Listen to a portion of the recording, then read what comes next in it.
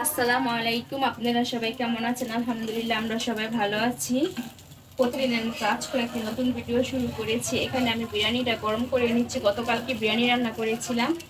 এই বিরিয়ানিটা এখন মেয়েকে দিব, গরম করে মেয়ে খেয়ে নেবে। আর এখানে আমি ইলিশ মাছ কেটে ধুয়ে দিয়ে নিয়েছি পরিষ্কার করে। ইলিশ মাছ দিয়ে আজকে পুঁই শাক রান্না করবো। আর এখানে মাছের ডিম হয়েছে, ডিমটা বের করে নিচ্ছি। আর 2 পিস আর একটা লেজ সাফন।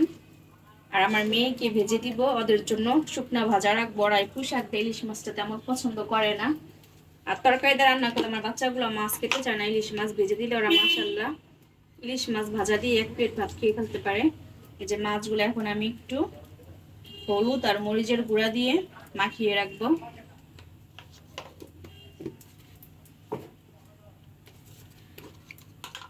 মাছটার পেটের ভিতরে ডিমটা গলে গেছে, একটা আস্ত বের করতে পারছি আর একটা একদম গলে গেছে ভিতরে।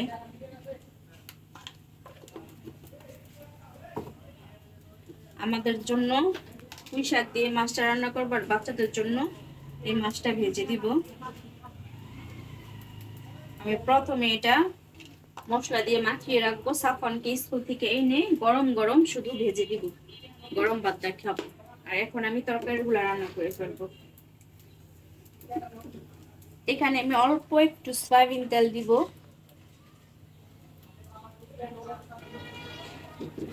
মাছ ভাজার সময় যে মশলাটা আমরা দিয়ে মেরিনেট করে রাখি হলুদ মরিচ দিয়ে, তখন একটু যদি তেল দেওয়া যায় তাহলে মশলাটা ভালোভাবে মাছের গায়ে লাগে।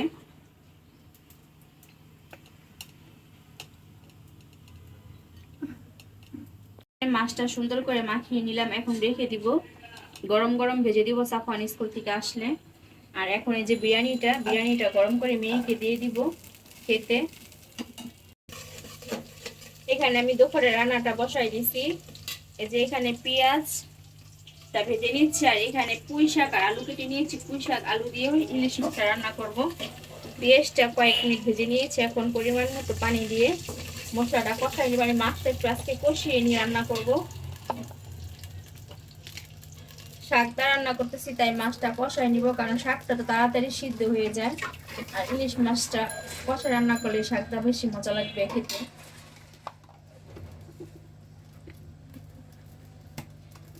আমাদের বাসায় কারেন্ট চলে গেছে, এখনো দিনের বেলা কয়েকবার কারেন্ট চলে যায়।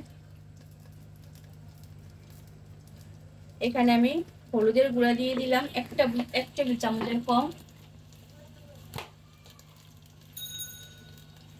অল্প করে শুকনা মরিচের গুঁড়া দিব, আমি কাঁচা মরিচ দিয়েছি কেটে।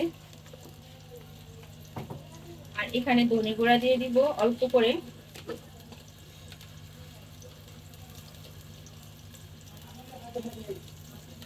খুবই অল্প দিলাম।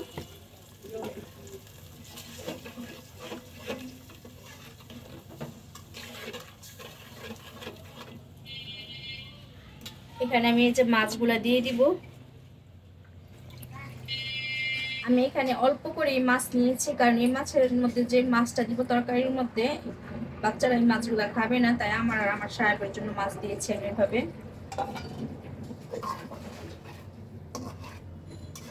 এখন এটা আমি কয়েক মিনিট কষাই নিব। আমি মাছটার সাথে আলুগুলোও দিয়ে দিব, কারণ আলুটা তো সিদ্ধ হতে সময় লাগবে আমার। একসাথে কষানো হয়ে যাবে মাছ আর আলু। যে আলুগুলো সাইডে সাইডে আমি দিয়ে দিব। আর পুঁই শাক রান্না করার সময় যদি আলুগুলো একটু ভেঙে দেওয়া যায় তাহলে পুঁই শাকটা ঝোলটা অনেক ঘন হয় আর খেতেও অনেক মজা লাগে। আর আমার সাহেবের তো খুবই পছন্দ পুঁই শাক। আলহামদুলিল্লাহ সব খাবারই খায়, কিন্তু পুঁই শাকটা বেশি পছন্দ আমার সাহেবের। যেভাবেই রান্না করে দিই না কেন খুব খুশি হয়। এই যে এখন আমি মাছের সাথে আলুটা দিয়ে দিলাম। এখানে এই যে মাছটা কষিয়ে উঠিয়ে রেখেছি, আর এখানে পুঁই শাকটা দিয়ে দিব। আলুটা একটু ভেঙে ভেঙে দিয়েছি। এই যে কাঁচামরিচ, পুঁই শাকের সাথে আমি কাঁচামরিচটা কেটে নিয়েছি, এখন দিয়ে দিব শাকটা।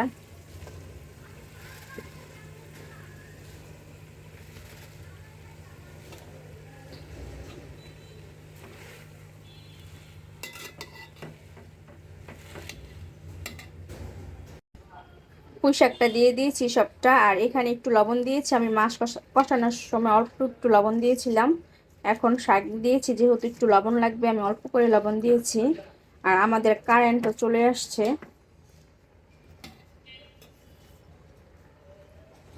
আজকে আমি কথা বলতে গেলে আমার কথাগুলো জড়ায় যাচ্ছে, কারণ শরীরটা কয়েকদিন অনেক খারাপ ছিল। আজকে 2-3 দিন ধরে আলহামদুলিল্লাহ ভালো আছি। এখন কথা বলতে গেলে মুখে মনে হচ্ছে যে জড়ায় যাচ্ছে কথাগুলা। আপনারা কি কিছু মনে করবেন না আমার কথাগুলো শুনে।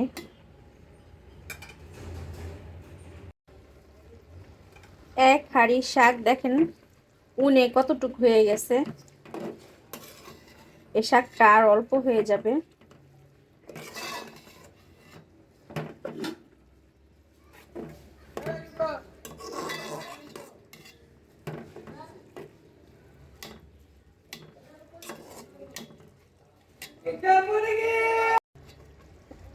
এখানে আমার পুঁই শাকটা আমি কয়েক মিনিট কষিয়ে নিয়েছি। এখন উপরে মাছগুলা দিয়ে দিব।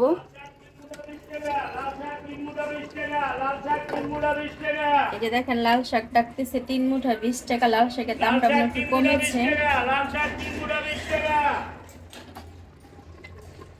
সারাক্ষণ শব্দ, এত শব্দ হয় এই বাসায়, কিন্তু বাসাটা ছাড়তেও পারি না, কারণ এই বাসায় আমাদের সব দিক দিয়ে সুবিধা। সাফনের স্কুল, মেয়ের কলেজ, সবকিছু হাতের নাগালে সবকিছু পাওয়া যায়। বেশি একটা কষ্ট হয় না। মার্কেট, বাজার সবকিছু বাসার খুব কাছে কাছে। এটার মধ্যে আমি ঝোল দিব না। এখন আমি 5 মিনিট রাখবো, তারপর আমার তরকারিটা নামাই ফেলবো। আমার পুঁই শাক দিয়ে ইলিশ মাছ রান্না করা হয়ে গেছে। এখন আমি ডাল রান্না করব জলপাই দিয়া। এখন এই সময় গ্যাসটা একদমই চলে গেছে, পরে রান্না করতে হবে। আর এখানে দেখেন আমার কতগুলা প্লেট বাসন জমেছে, এগুলো সব আমি এখন ক্লিন করে নিব। গ্যাস আসলে তখন আবার ডাল রান্না করব, ভাত রান্না করব, মাছ ভাজবো। এখানে আমি যা প্লেট বাসন ছিল সবগুলা পরিষ্কার করে নিয়েছি। আর এখানে আমি মাছটা ভেজে নিচ্ছি। আজকে সাফানকে মেয়ে আনতে গেছে। আমি আজকে স্কুলে যেতে পারিনি, কারণ আমার কাজগুলো আমি শেষ করতে পারিনি। সাফানকে স্কুলে থেকে আইনা কাজগুলো করতে করতে অনেক দেরি হয়ে যাবে, তাই আজকে মেয়েকে পাঠিয়েছি। এখন আমি মাছটা ভেজে ফেলবো এই অল্প গ্যাসের মধ্যে।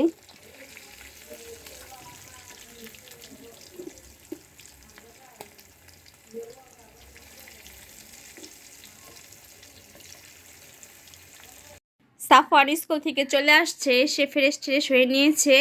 আর সাফওয়ানের আজকে স্কুলে বছরের শেষ ক্লাস ছিল। সাফওয়ান স্কুল থেকে গিফট পেয়েছে। এই যে ওকে 2টা পেন্সিল ব্যাগ দিয়েছে। এই ব্যাগের ভিতরে গিফট আছে। সাফওয়ান একটু দেখাবে আপনাদেরকে ও কি গিফট পেয়েছে ক্লাস টিচারের কাছ থেকে। এই যে পেন্সিল ব্যাগের মধ্যে একটা কলম ছিল, একটা পেন্সিল আর একটা শার্পনার। আর এই যে পেন্সিল ব্যাগটা, এটা ওদের ম্যাথ টিচার দিয়েছে।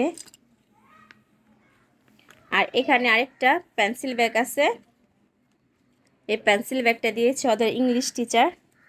এই যে একটা হাইলাইটার, আর এখানে একটা রাবার আছে, একটা কলম, আর এখানে একটা পেন্সিল। আর এই যে একটা পেন্সিল ব্যাগ ওদের ক্লাসে সব স্টুডেন্টকে দিয়েছে। আজকে বছরের শেষ ক্লাস ছিল ওদের। সাফওয়ানের কালকে ক্লাস পার্টি, রোববার থেকে পরীক্ষা শুরু হবে, বার্ষিক পরীক্ষা। এখন তাড়াতাড়ি আমার রান্নাটা শেষ করতে হবে, আমার রান্না এখনও শেষ হয়নি। সাফওয়ানকে খেতে দিতে হবে। এখানে ভাত বসিয়ে দিয়েছি, আর এখানে যে মাছ ভেজে নিয়েছি। আজকে আর ডাল রান্না করব না, ডাল রান্না করলে খাওয়া হবে না। এই যে মাছটা বাচ্চাদের জন্য ভেজে নিয়েছি, ছেলে মেয়ের জন্য। আর এখানে আমাদের জন্য পুঁই শাক দিয়ে ইলিশ মাছ দিয়ে রান্না করেছি।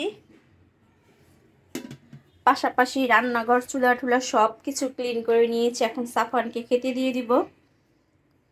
ঠিক আছে, তাহলে আজকের মতো এখানে ভিডিওটি শেষ করব। সবাই ভালো থাকবেন, আল্লাহ হাফেজ।